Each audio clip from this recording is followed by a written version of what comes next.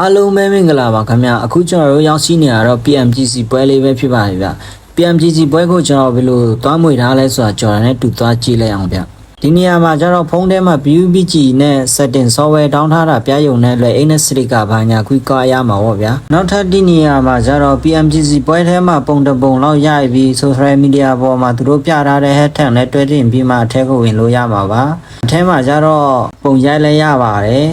အဲ့တော့ဘုံထဲမှာမင်းနိုင်ရှင်လဲရပါတယ်ဗျာဒါကတော့ဝန်တာနဲ့ဝန်တာရဲ့စော်ပေါ့ဗျာဒီနေရာမှာကျတော့သူတို့ပေးတဲ့ဘလုံးနှလုံးကိုအားပေးတဲ့အသင်းကိုတစ်ဖက်တစ်လုံးထည့်ပြီးတော့ PMGC ကပေးတဲ့စရိကာတွေရမှာပေါ့ဗျာဒီဘက်ချမ်းမှာရှိတဲ့အခန်းမှာကျတော့ဗျာအထက်မှာပုံဝင်ရပြီးတော့ကိုပုံနဲ့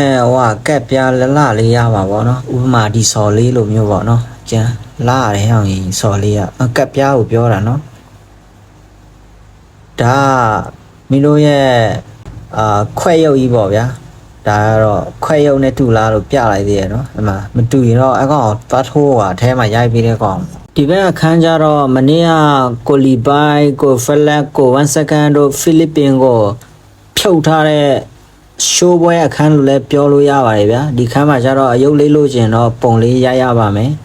သူတို့ရိုက်ပေးတာပါနော်ရိုက်ပြီးတော့တပုံရမှာပါဒီဘဲကျတော့ဆိုလိုစကေးဆောက်ရန်ချမ်းတဲ့ညီလေးဝန်တာပေါ့ဗျာပုံပါညာရိုက်ပြီးတော့တပုံရမှာပါပြီးချင်လည်းဖုန်းထဲမှာတက်ပို့ပေးပါတယ်ပြီးရင်တော့ social media ပေါ်တစ်ခုကိုတင်ပေးရမှာပါအဲ့ဒါမှ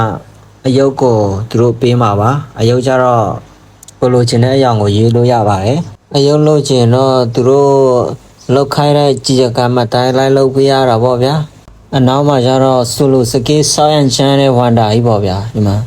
သူများကိုပိုင်ဝမ်ခေါ်တီးဖို့ ID တွေပါတောင်းနေပြီဟောင်းရင်မလွယ်ဘူးနော်အယုတ်ရတော့ဒါပါကျွန်တော်ကပန်လေးအယုတ်လေးယူတာပါဒီလဲတဲ့ပြီးကြတော့တင်းဝမ်းမှာတားရက်မယ်ဆိုရင်AGG လေးတစ်လုံးရမှာပါဒီအခန်းမှာကျတော့အရှင်လက်ကြည့်ရမယ့်အခန်းပေါ့ဗျာဒါမဲ့လက်မှတ်တော့ရှိရမယ်နော်လက်မှတ်မရှိရင်လို့မရပါဘူးဗျာလက်မှတ်ရှိရင်ဒီမှာလာပြပါပြီးကြရင်လက်ပတ်လေးရမှာပါအဲ့ဒါဆိုရင်လို့ရပါဗျအထဲမှာဝင်လာပြီဆိုရင်ဒီလိုပုံစံလေးပါညမှာအတင်းပရင်ဘယ်လောက်တော့ကောင်းမှလည်းမသိဘူးနော်မတော်ရသေးတဲ့သူတွေရှောင်းလာပြောပြအချင်းဖြစ်ပါတယ်ကျေးဇူးအများကြီးတင်ပါတယ်ကျန်နေတဲ့ရင် like and share follower လေးလုပ်ပေးကြပါဦးကျေးဇူးအများကြီးတင်ပါတယ်